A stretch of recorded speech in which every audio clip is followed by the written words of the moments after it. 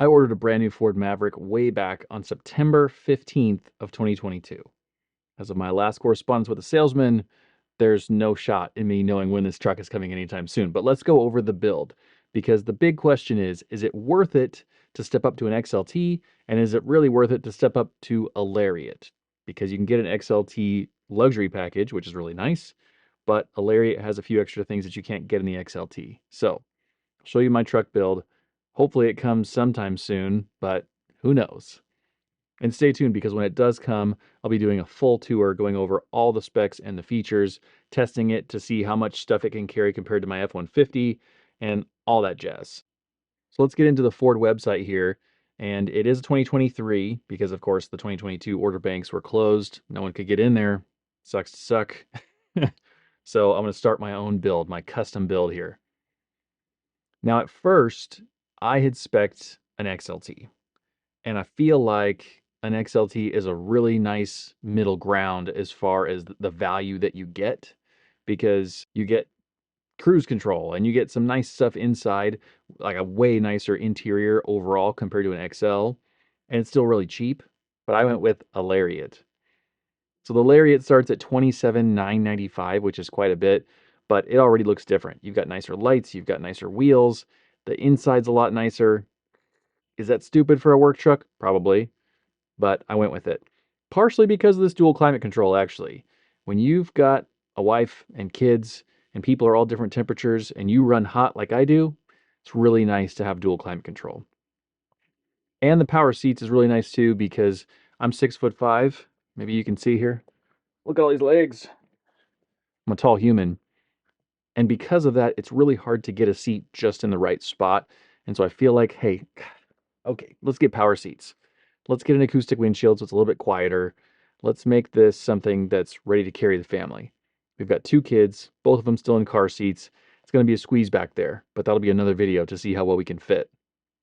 Obviously, the Lariat comes with delicious brown faux leather seats. I don't know why they call it ActiveX, such a weird thing. All right, enough chitter chatter. Let's build this thing. So for color combos, you know, these Ford websites, well, I think any automaker's configurator website just really throws you off because this is not what the truck looks like in real life. And you see one of these in real life, an Area 51, and you're like, that does not look that nice. I mean, here on the configurator, it actually looks pretty darn nice. But in real life, it looks a little cheap. Sorry if you have one. I don't mean that as a dig on you, because I almost ordered Area 51. This was my next favorite color. And then whenever you see this color in person, Atlas blue, it's way like shinier and lighter than this. This looks like actually a pretty deep, rich blue. It's not that. I feel like this yellow color is actually pretty like transparent in real life. It really does look like that, but I don't know. It's not my jam. I don't think it's the best. So do you go with a boring color? Do you go with something that, no one really cares about? Silver. Do you get work truck white? Do you get black and so it's just dirty all the time? I actually really like this dark red color too, but to pay $4.95 for an extra paint color, I don't know about that. So I went with carbonized gray. So here's the reason I went with the most boring color of Maverick, because I think it goes well with all the exterior colors. Like the wheels have the black accents. Let's see if I can zoom in. Oh yeah. The wheels have the black accents. The grille is black. Mirror caps are black. This trim is black. The bed trim is black. And to me, it just goes really well together. Let's see if we can get a rear view here. You just see how all that sort of blends together. Because whenever you have a bright color and you have this black plastic trim, that contrast, I think, just does not look very nice. And maybe stupidly, I was thinking, what will be the easiest color truck to sell in 5 or 10 years? It's not going to be cactus gray. It's not going to be yellow or red. It's going to be something boring. So here we go, boring. All right, onto the powertrain. One of the big questions with this truck is, do you get a front wheel drive truck that's a hybrid, that's a CVT? I know people say CVT stands for continuously variable transmission, but you know what it really stands for? Can't viably tolerate. It's kind of the worst. So 191 horsepower, not that much torque, front wheel drive in a truck, or do you pony up and pay for the EcoBoost?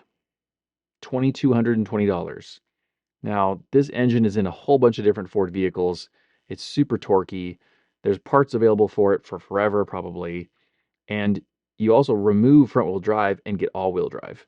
So the thing turns into way more of a truck. But, it's a big but, you pay a penalty in everyday mileage. Like a hybrid gets over 500 miles to a tank of gas. It can get in the 40s miles per gallon. How cool is that? Who doesn't want that? Maybe I'm silly. Maybe it's pointless. I just feel like it's worth it to take a little bit of hit in the drivability section and to gain back all this tons and tons of mileage. So I am not going to add EcoBoost, sticking with the hybrid. And it's cheaper. I'm paying less money to get more mileage. Come on now. Cheaper. And front wheel drive shouldn't be too bad in inclement weather conditions, like in the snow. Should be able to get out of it. My current truck is an F-150 with an open diff, rear wheel drive only, and I've gotten stuck in very, very, very light snow. So this probably will do better than that, if we're honest. Doesn't feel as trucky, but it should do better. So the Lariat package is 500A, and it comes with a lot of stuff. I mean, I feel like you don't need much more stuff than this. You got fancy lighting, you got a nice screen. Push button start feels like one of those luxurious things that are kind of pointless and not needed. But when you have it, it's really nice. I had a rental truck for a while because I got rear-ended in my F-150, and it was some Dodge Ram with a whole bunch of options. And I was trying to assess, when I had that rental vehicle, what's actually worth keeping here? Is it worth it to have 12 plugins for phones and things? It literally had 12, I counted. Is it worth it to have push button start? Is it worth it to have heated seats? All these different things.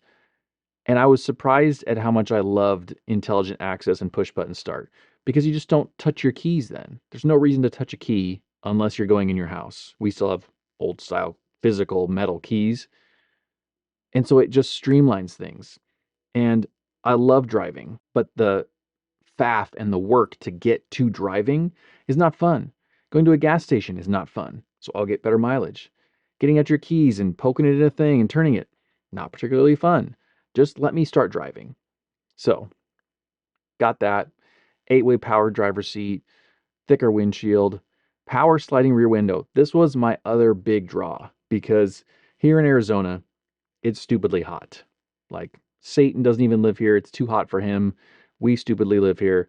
We're doing this thing. But when it's hot and maybe you don't want to roll down the side windows, you can let the hot air get out the rear window. Maybe. I've never had a truck with a rear sliding window, so correct me if I'm wrong there. But also, there is a chance that I would need to like buy a 2x4 and have it shoving through that window like fool. But you need to do it. You need to do it. It's a small truck. It's a small bed, 4.5-foot bed. I might need the space. Also, with kids, it could be fun. Like stick their hand out there, get it all windy and crazy. Ambient lighting. I really doubt I will care. My mom's car has ambient lighting, and it's whatever to me. Flex bed with 2 cubby storage. Here's the funny thing about these rear cubby storage like sections. When I first ordered the truck 5 months ago, I thought that would be this really like big draw, but I find people online are not like using it for that many good things. Plus the doors that cover it look like the cheapest plastic known to mankind. I really wish that there was some kind of thicker door that you could get on there aftermarket wise and make it like a substantial thing. I don't know, maybe somebody should do that. But to me, here's a business idea for you. You replace those cheapo, nasty plastic doors with something that's lockable. So you sell a new door with a lockable arm on there, and it becomes a legitimate place to put tools. Somebody do it. And then, of course, dual zone climate control. Get a wife, you got kids, gotta have it. And a bunch of other things that are mildly different because it's a Lariat. So then as far as packages, let's talk packages. You can spend $1,600 to make some of your truck black. I don't know about that. A black edition front logo, unique wheel, door handles, grills, mirrors, interior accents, seats. I don't know about this. Maybe if you're really into that like murdered outlook, go for it, but that's not my jam. Let's just go to the Lariat luxury package now. How luxurious do you need your truck to be? So I'll tell you right now, I did not get the luxury package. To me, there's a few things in here that are worthwhile, but for $2,600, it's not worth it. So a four-way headrest actually is huge. I don't know if you haven't had a Ford that has that special adjusting headrest, it's actually really, really great because you can go between like driving safe position to sleeping position, and maybe not everyone sleeps in their truck, but to me, it's worth it. And I feel like it's not worth 2,600 bucks, but if that was a standalone option like for $200, I would have bought it. A 400 watt inverter in the cab is great, but that's a standalone option. And so I added it later. You'll see that here in just a minute. The Bang & Olufsen system, the sound system, would have been great. And that was actually one of the things that I think is worth paying for. But if we take a tally of things that are worth it, that's really number one. Voice activated navigation, don't care. Got a phone, don't need it. Heated mirrors, don't care. Heated seats, don't care. It's Arizona. Heated steering wheel, really don't care. LED box lighting would be nice. So that's maybe thing number two. And then, correct me if I'm wrong, but the truck that I got without the luxury package is still going to have Apple CarPlay and Android Auto. Am I wrong? I don't think I'm wrong. So I've really got maybe $1,200, $1,500 worth of stuff that I actually want, that I need to have in a luxury package, that I have to pay 2,600 for. It's just not worth it. That's an extra 1,100 bucks to just depreciate and mean nothing. But what I did opt for is the Ford CoPilot 360 package. I almost didn't get it because I feel like I can keep my own truck in a lane. I can see where cross traffic is. Like, I'm not that worried about these things, but it was just a game of odds because what I told my salesman was if it saves me from one accident, it's paid for itself. That's all I have to do is not back up into one person, not change lanes into one person. Like, it's 100% worth it. Onto the exterior, I realize some people like some black wheels. I feel like black wheels are a little bit played out though. Just going to be honest. And then you can also get these other wheels here, 18-inch black painted wheels for an extra 800 bucks. I'm not sure I like that design any more than the standard wheel because look at how that's a little bit more, I don't know, like a funnel, a little bit more phallic too. Where if you go back to the standard wheel, it's just this very clean sort of horseshoe style wheel. I just feel like there's nothing wrong with it, and so I don't think it's worth paying money to fix it and to change it. Even though 800 bucks for some wheels is objectively cheap, I'm with you there. It's not that different. I don't think the design is significant enough to pay money for. And so here's a funny thing. This truck comes with 225 tires. So 225 60 R18s. My current truck, my F-150, I've got 235 something 17s. So these are actually like the same width tire, and it's a little bit bigger. So if anything, I'm expecting the contact patch to be bigger on my Maverick than on my current F-150, which is just kind of funny. And I think the F-150 feels like that. It feels a little bit like an elephant up on its tiptoes because just dynamically, it feels like it's got nothing. And so the fact that this truck will be significantly lighter with a larger contact patch should mean that it handles way better. But we shall see. We'll save that for the test drive video. And then, of course, you can get all these little standalone options. Most of these things I feel like are just aftermarket things Ford's trying to sell you on. But my salesman warned me that for most of this stuff, if you order it, it will potentially delay your order coming through. So if you can, shy away from it. I don't think I need splash guards. If I need a bed divider kit, I'll get it later. These swing cases look awfully cheap. I do want a tonneau cover, and I'm not against getting the Ford one, but it's got to be a hard trifold cover based on my experience in Arizona with them delaminating whenever they're the roll-up style. And again, it's an aftermarket thing. I don't think it has to happen right here. Truck bed lighting, I'm not necessarily against, but I can order some other time. Bed extender may or may not be needed, but my problem with a bed extender is it's always in the way. So you're using it and you need it, or it's just in the way all the time. Don't think it's worth it. Spray and bed liner, I was going to opt for, but he said that it would probably get in the way of the order process. I don't believe in bed liners that are not spray in. Protective film, not into it. Wind deflectors, not into really any of this stuff. Until we get down to, where's my friend? The outlet. Oh man, if I can't individually select that outlet on a 2023, I'm gonna be upset. Did I order my truck wrong? Guys, I might have ordered the truck wrong. Oh no. I was positive that they didn't change that for the 2023 model year, that I could get a standalone $150 400 watt outlet inverter deal. Guys. Oh, interior options. Maybe it's still here. Oh my gosh, I was so scared for a second. Look at that truck. I think that's a pretty nice looking truck on the inside. Here's my plan though. Immediately, seat covers on everything. So I did with the F-150, construction, dirty work truck. The seats look mint underneath. It's going to be me right here, wife right here, kids in the back just causing all kinds of chaos. So these are going to get some kind of name brand. I don't know what brand yet. Seat cover. We're going to get seat back covers for the kids. So when they kick the back of those seats, it doesn't mess them up. Going to get WeatherTech or some other kind of rubberized floor mat to cover the floors front and back. And definitely got to get all kinds of seat covers for these things. And I wonder if I should just take those headrests off in the back because it's just going to increase visibility. And if kids are in car seats still, they don't need them. Definitely should do that. So I actually won't even see the color of these because it'll be all covered up. But I actually don't think that the brown goes that well with carbonized gray because this accent color here is kind of blue. And blue and brown goes well together, but blue and brown and gray, not so sure. Obviously, you can't do anything about this trim color here. We're stuck with it, but I think it's still going to look decent overall. I'll just probably end up with like some black seat covers. So ActiveX is Ford's version of faux leather. Oh, and then that could be an option in the Lariat black onyx fake leather. I don't think I've seen any pictures of that though. I would love to see a picture of that. Anyway, interior options. Please be there. Please, please, please. Floor liners, love it. Power moonroof, not a big fan. I feel like they just end up rattling and shaking around. They're cool. My wife's last car had one.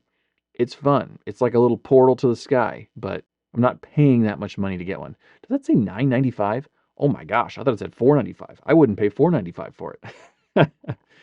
Remote start, not sure it's needed because, where's my phone?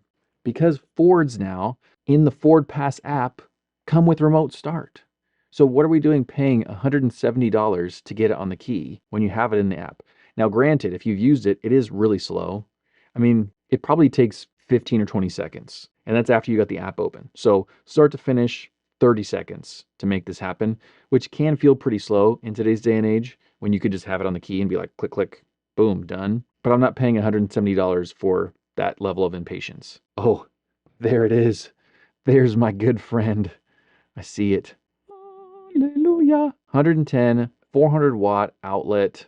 You see, I feel like this is just invaluable because look, you've got USB here and then you've got a legit plug.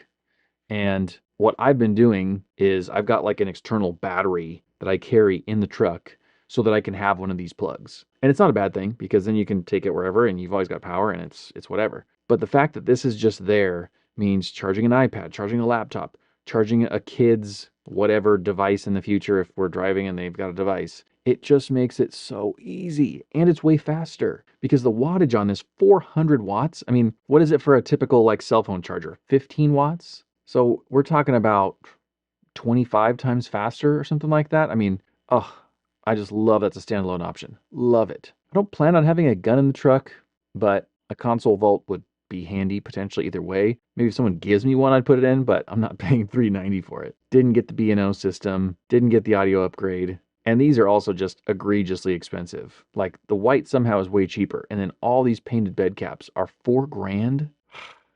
I just don't know about that. I mean, for one thing, it's almost 4 times more money than a hard folding bed cover. And so you're paying a lot of money for what is in essence that distance between the top of the bed rail and the top of the roof. And I'm just not sure it's worth it. I mean, in theory, I actually wanted one of these before I found out how much they cost because I just thought, look, you got a small truck. You're not going to put like crazy huge stuff in there anyway. You're not going to haul around like a hunting four-wheeler or tow something crazy. Like it's a pretty small thing. And so to have this extra space here to be able to be out of the sun, out of the rain, seems like a good idea. But I just had no idea that they were $4,000. I mean, if this truck is the better part of 30,000 and that's 4,000, then we're talking about 13-14% of the price of the vehicle on top. I mean, that would be like adding a single accessory to an F-250 that's like $12,000. Nothing's worth that. Sorry, it's just not. So I couldn't rationalize it. And I'd also want one that had doors on the side, not just windows all the way around. I would need like a more utility cap, and those are even more expensive. So I'm not doing that. I do think it's cool that Ford has like some other accessories in here, like tents and racks and things. I mean, it's a small truck, so it feels like it's already kind of cramped to do car camping. And with this one, it'd be really cramped. But hey, the fact that people can do it and then it fits, I think it's cool. And I didn't opt for any of these other electronic or exterior or interior accessories. I feel like, I don't know, a lot of them seem like what belongs in the aftermarket, but this is just an overpriced version because it's from Ford. But it's probably better quality than a lot of stuff on the aftermarket anyway. So I'm not against that. Ooh, let's check out the seat covers. Seat savers by Carhartt, charcoal, gravel, or black. What's the difference between gravel and charcoal? Okay, that's gravel. I see ya. That's the back one. That's charcoal. So charcoal is like black and gravel is almost black. I mean, I like those more. It says for canines. For canines or children, let's be honest. There's a lot of carryover there. And the Neo Supreme, those ones look like sporty, like tight fitting. Not against that. Anyway, I'll end up with something like that. Okay, what is our grand total? $0, 0, 0, 0, $0 in options, $0 in wheels. Oh, I love that. It makes my frugal heart so happy. Oh, I gotta take that bed cap off. Oh my gosh. Get out of here with your bed cap. I do appreciate that you can get them paint matched. I mean, that's nice. Ah, so much better. So what's the price of this truck? The $20,000 truck that I've made a lot more expensive than $20,000. So we've got one option CoPilot 360, one option for the outlet. That's it. Base MSRP, $27,995, $800 in options. Is that worth it? If it saves me one accident, it's worth it. No accessories, destination charge, acquisition fee. So the total MSRP is almost 31 grand. Here's the funny thing. My truck, my F-150, that's just outside, was 34. So I'm paying less money for a brand new truck 9 years later after that one. And it's a nicer truck. Now it's smaller, granted, but there's some distinct differences. That truck gets 16 miles per gallon. This one should get basically 3 times that much. Love it. So let's look at some payment calculations here. Now I'm not going to lease. I'm going to finance. And man, interest rates have not been real friendly lately. I mean, 7% interest is, ugh, that's gross. I'll probably, between selling that truck and just cash down, I'll probably have a $10,000 down payment if we're honest. I would love to get a cheaper interest rate than that. Maybe I can get 6. I'm not going to have a trade-in. And so is there a financing incentive for this right now? I don't think that there is. If there's anything on the cheaper, on the lesser months. No, I'm not sure there's any financing incentives right now. I feel like that could be a good advantage though, if a dealer could do that, or if an automaker could do that, because now is when interest rates are high. So if you could incentivize a rate, that could save some people some real money. But in the end, it would work out to financing just over $20,000. If we did it for 5 years at a 6% rate, that monthly payment is $392 per month. Not terrible, but $400 a month is quite a bit. $400 a month at 6% interest is tempting to just pay in cash, because right now it may be kind of hard to get a 6% rate somewhere else. Like if you're going to put it in a high yield savings account, if you're going to get CDs, if you're going to invest it, no one really knows what's going to happen with investing. Could go up more than 6%, but with rates that high, it's tempting. It's tempting to pay cash actually. With my wife's cars, my wife has an Explorer. With that car, there was an incentive for us to finance because there was 0% financing available. So I think we put 5 or 10,000 down. But then because there was financing available at 0%, I went, we're not going to finance any more than that. So we've got a bigger payment because it was a 36-month term. It's like $835 a month or something. But because it's literally free money in terms of the interest rate, it's not going to cost us any money. Why would you not do that? Why would you not keep $25,000 in your pocket? Anyway, that's a different discussion for a different day. But because that's the opposite of the discussion now, the real question is, hey, maybe we should pay cash. In the end, financing 20 grand for a brand new truck that gets 40 miles per gallon gets me really excited. I think this Maverick is going to be quite a good truck. Now, the question is, can it do enough truck things to actually live up to that name as a truck? Or is it more like a little Ford Fusion hybrid that has an opening in the back? A future video that I want to make, I haven't made yet, is taking all the stuff out of my current F-150, laying it out on the driveway in a rectangle the size of a Maverick's bed, to see if it will all fit in there. I don't know if it will or not. I'm actually pretty skeptical. I don't think it will. partially because the bed rails are shorter and the bed is also shorter, so it's just a tiny little box. But if I map it out with maybe some string, some cardboard, we get like the volume correct, see what happens. Till next time, have fun driving. See ya.